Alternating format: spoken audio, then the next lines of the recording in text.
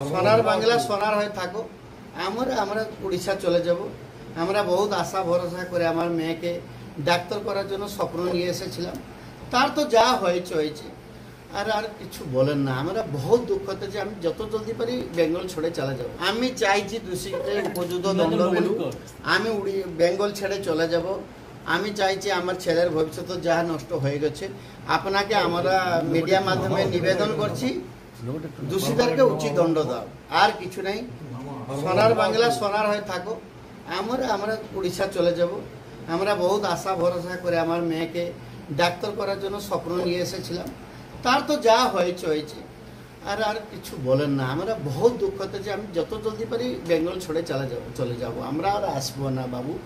আমি মিডিয়া থেকে অনুরোধ করেছি, আপনার তরফ থেকে যত হবে আমার মেয়েকে ন্যায় দেবে। আমি চাইছি না আমার মেয়ে মতো উড়িষ্যার বেঙ্গলে আর মেয়ে ওইভাবে আমার মেয়ে মতো শিকারের যে কোনো আক্রোশে না থাকে। এইটা আমার বক্তব্য।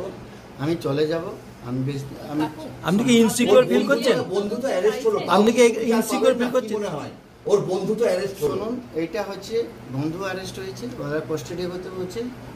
আমি তো বলছি ওরা দোষী, বাকি ওরা ইনভেস্টিগেশন করে ওরা আমার কাছে। আমি তো কালকে থেকে বলেছি, আজকে থেকে বলেছি, সিবিআই তদন্ত হলে একটু ভালো হবে। কিন্তু ওটা শুনুন, ওটা বেঙ্গল গভর্নমেন্ট উপরে ডিপেন্ড করে।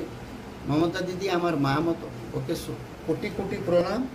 যদি আমি কিছু ভুল আপনাকে গেলে দিচ্ছি, আপনার মতবে আপনার ছেলে মতো আমাকে ক্ষমা করে দিবে, আমার মেয়েকে ন্যায় দিবে, ওইটা চেষ্টা করবে। আমার মেয়ে নেই, টোটাল ইন্ডিয়ার মেয়ে ওরা, ওইটা আমি বক্তব্য রেখেছি।